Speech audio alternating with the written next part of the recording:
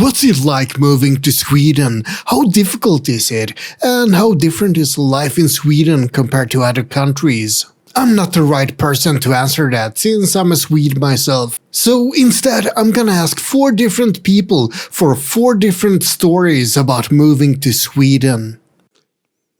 So where did you come from, and how long have you lived in Sweden? I come from Chile, and I've been living in Sweden for 4 years already. I am originally from Italy. I'm twice immigrant, actually, because I've moved when I was 15 to UK. And then only 2 years ago, I moved here to Sweden. Hungary. Close to 6.5 years now. I moved on in January 2020. I'm from the USA. Almost exactly 4 years now, just a little over 4 years. What do you think are the best things about living in Sweden? I think the best things is that everything here works. People who come from Latin America always have to struggle with a system that is highly corrupted, or politicians don't really care about us. They just care about money and power. Probably it's the same in Sweden, but you don't really see it that much. And everything is very clean. Everything works. The people here are super nice and very polite. Very, very, very polite. I promise I did not bribe her. I have to say, I love Sweden. I love the environment. I love the people. I love the culture.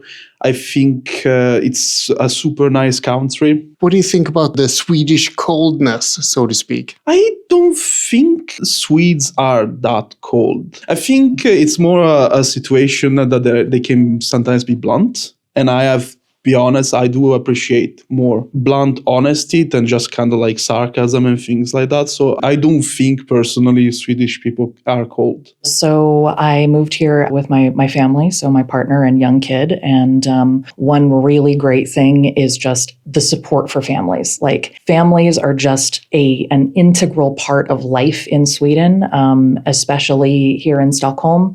I've never found a city that is friendlier to parents with young kids. Shortly after moving here, we had no idea where to go. We ended up at this fancy restaurant, actually in this area in downtown.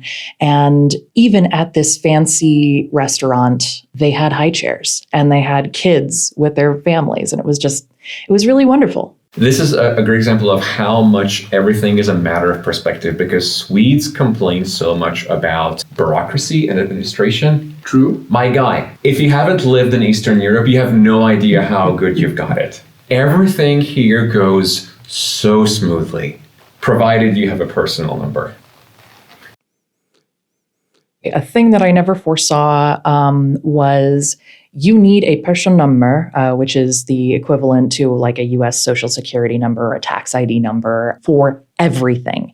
You're basically not a person until you have a person number. And it can take a while to get one as an immigrant. Like, you may be 2, 3, 4 months without being able to start a bank account, to get a lot of services. There's a service in Sweden called Bank ID, which relies on you having a bank account, which relies on having a person number. I feel like every person that immigrates goes through some similar issues. For me, for a long time, has been getting the Persian number. It took me a long time to get one, because when you come to Sweden, they give you a Persian number if you have a job. And when I came here, I didn't really have a job. So that caused me some issues, because without a Persian number, you cannot have a bank ID. And without the bank ID, you cannot do a lot of things here in Sweden. You cannot access the doctor. You cannot access to a lot of accounts. That's where my difficulty started, because I had to figure out how to get a job. And a lot of job requires to have a Persian number. So that was very difficult for me. And for a long time, I was struggling to actually find a job in the IT sector. It was complicated for me because I was moving with my partner. Both were from Chile. He had to come here first because he was the one moving, and I was just going along. I was working freelance, so I had the liberty to choose whenever I can work. But then I had to do my paperwork, and that took a lot of time. It was in the 6 months mark when I found out that there was a form that I can fill to ask the Swedish Immigration Agency to end my case. But it has to be after 6 months. And after that form, it was another 2 months. So a total of 8 months of waiting in Chile to be able to come here with my partner. So that was not smooth, but you have to always advocate for yourself. You have to make the phone calls, you have to send the emails, because no one is going to rush this for you. And then when I arrived here, because it took them so long to approve my visa or my work permit, I couldn't apply for my person number. So I went over a year without a person number. The bureaucracy for sure was a shock. I mean, I knew it was going to be bureaucratic, but the fact that they were like, no, actually you need 12 months to have a person number, and I had 11, it was very unexpected, and it was just, it felt like a punch in the gut a little bit. And just to elaborate, a personal number in Sweden is crucial. Everything depends on it. It's connected to every system, every bank, everything. You have to have it to have a salary, to have somewhere to live. You don't exist without a number. That is true. I was no one here. And I had to go to the doctor, and I had to pay full price for that, even though I was already working and paying taxes, because they did give me a temporary number to pay taxes, but not to access the benefits. So yeah, you're welcome. I moved with a cat. Oh, did you have to get a passport for the cat as well? Yes. If you move with pets, make sure you get them a passport, make sure you get them vaccinated and chipped. Also, if you move to Sweden, be prepared that you will need pet insurance. It is a thing, and you will need it, because a lot of people move to the Nordics because they think they can make a very good living here. But then you come here and you realize, okay, yes, you're making a good living, but so is everyone else. And you're the one who's paying for that. You make a good living, but so does the veterinarian that you have to take your cats to. So be prepared. Make sure that your pet is healthy, in other words. I mean, make sure you keep them in. I mean, you should always make sure you keep your pets in good health, obviously. But be horrible to your pets. No, don't do that. But yeah, so it's just like, I guess it's just one more financial incentive. So I ended up having to open my own sole proprietorship, an enskild firma, is so I could actually start to get clients for myself, and that's how I got through getting a Persian number and eventually getting like a bank account and everything. But yeah, after that it's been fairly straightforward. Just that initial attrition entering the country that's been very difficult. Overall, I feel like the entirety of Europe is kind of struggling job-wise. I think it's just a general situation of the continent at the moment, that there is not much going on. Yeah, unfortunately. And Sweden has been hit pretty hard these last few years. So it's especially bad right now. Yeah. So I feel like if someone wants to come to Sweden, one thing maybe that will make easier for them is to come in with a job already lined up. So like if you are coming from another country within Europe, it's like if you can do interviews and already get yourself a job lined up, that will make your transition smoother, because then your employer can help you sponsor for your Persian number. Well, what about the other side of the coin? The bad things about being here? You know, everyone says winter. And coming from the Western United States, winter was a real adjustment. You know, it is far darker, it is far colder, it is far longer than anything that I've experienced before. But even winter, like even in the gross, rainy, dirty part of winter, when, you know, like you're cursing your name as you're walking through the rain in your insufficient shoes and you step in a puddle and your toes are wet through, you think, well, at least I get to work and I can take off my shoes and socks and put on my office slippers. It's great. It's very cozy. That's a very positive way of looking at things. You know, I say it a lot that I'm just happy to be here, and I'm happy to get to stay. And even the unfortunate parts, like, the cold, dark, long winters, there's a silver lining in that, you know, it really makes you appreciate how cozy home is. And winter is the time to kind of go into hibernation and have your nice warm drinks and watch your movies with your family and fire in the fireplace and cozy blankets, all that stuff. The worst things I will say, as a lot of people agree, is the weather, mostly the darkness during winter, because you have very few hours of light, which is unfortunate. Like, some people can be depressed about it. But then the summer is very bright and it's very beautiful and it's not that hot, so you can actually enjoy a very nice summer. I don't know, prepare for the winter, I guess. Yeah. Winter is coming. Winter is coming. Yeah, I mean, winter does get cold and can get very slippery with the slush, so prepare for that. Some people might not be used to. I wasn't used to the long nights, so that can be quite a lot of people. So, like, if you're like me, that comes from a place with a lot of sun, lots of vitamin D.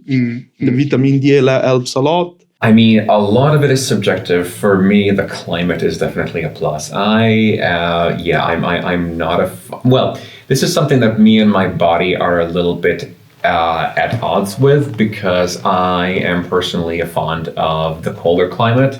My hands are not. One thing I noticed when I moved to Stockholm is that my hands had always gotten really dry in winter. It's doubly worse here. So if you have sensitive hands, be very careful about moving here and just make preparations for it.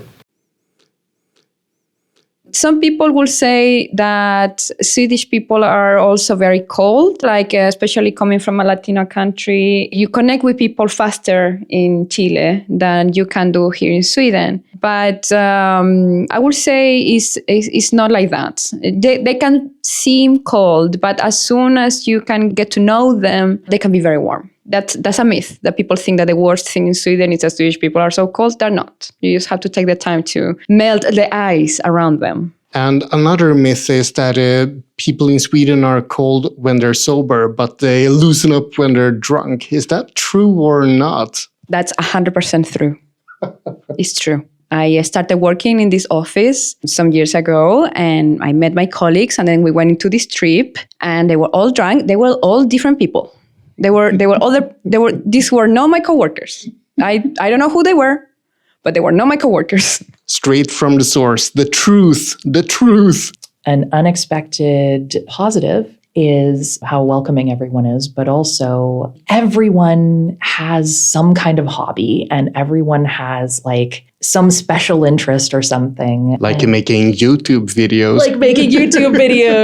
Like helping travelers and immigrants. If you have something that you're interested in, like chances are there's a group for it here. And so like that has been the number one way that I have built the community that I have here. You know, I have joined an improv class. And so I've been doing musical improv with a bunch of goofy Swedes and immigrants both. And like a lot of these activities are even in English. So if you feel comfortable enough, you know, doing stuff like that in English, because English is kind of the de facto second language of a lot of people here. But there are absolutely tons of other immigrant communities, you know, and like the biggest thing is just, you know, find your people, find your activity, and start making friends. Perfect. Wise words. I mean, you won't be alone. You won't be alone. You won't be alone, but you do have to expend a little bit of effort, like a little bit. A little bit more than in America, I guess. I mean, it really depends. I would say that, like, a lot of people say that Stockholmers are not that friendly, and I would liken it to city dwellers elsewhere. You know, like a lot of us just are busy. We've got a lot of stuff going on. We want to maybe control the situation where we meet people. And so, like, yeah, you know, if you're on the train and you're trying to make conversation with somebody who's got their headphones on or whatever, then... Yeah, just don't.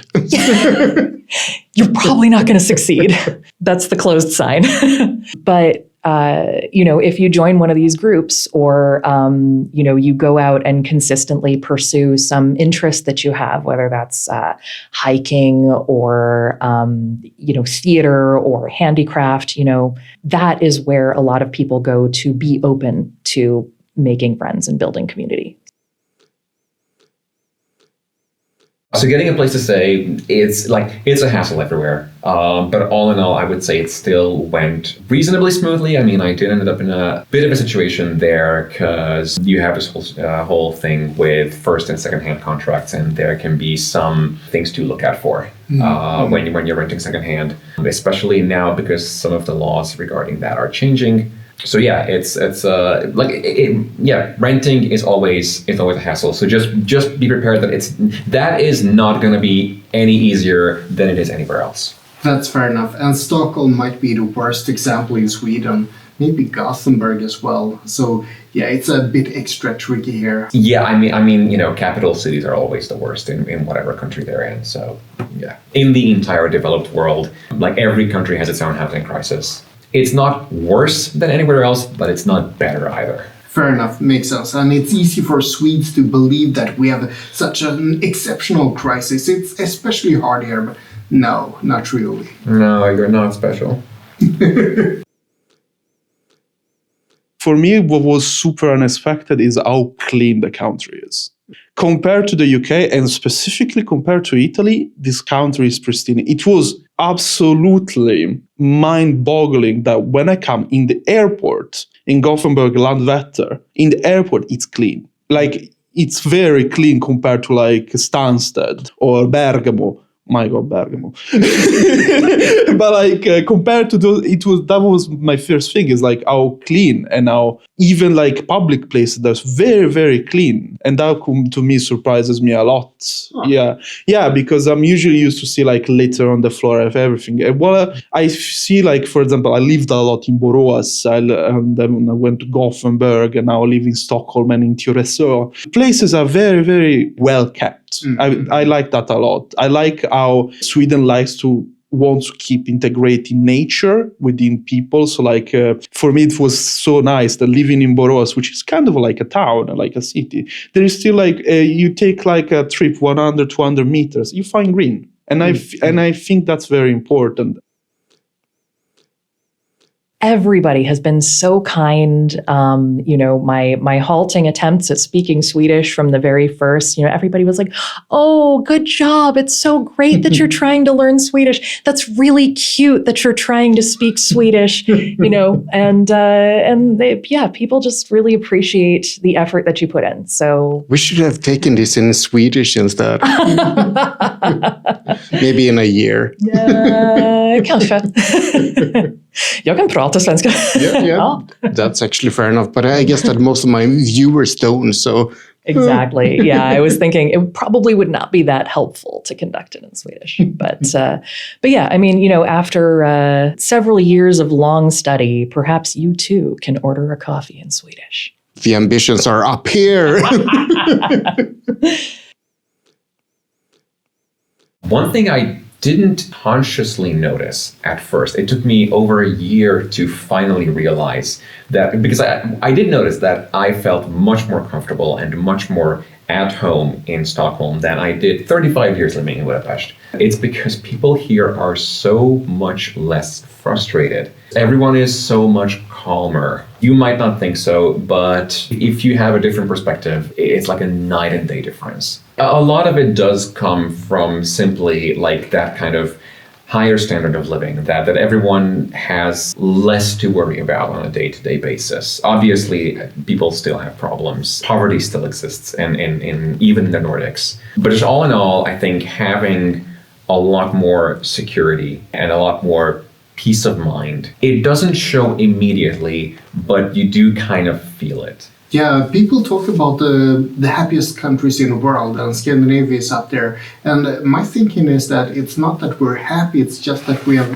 maybe less to worry about. Yeah, I definitely think it is about that. It's how do you even define happiness? To me, at least, in my interpretation, what I've come to, that happiness is not about like being overjoyed all the time and just like it's not always like sunshine and rainbows and birds singing. To me, happiness is going to bed every night looking forward to the next day, and that is something that I have actually managed to attain here.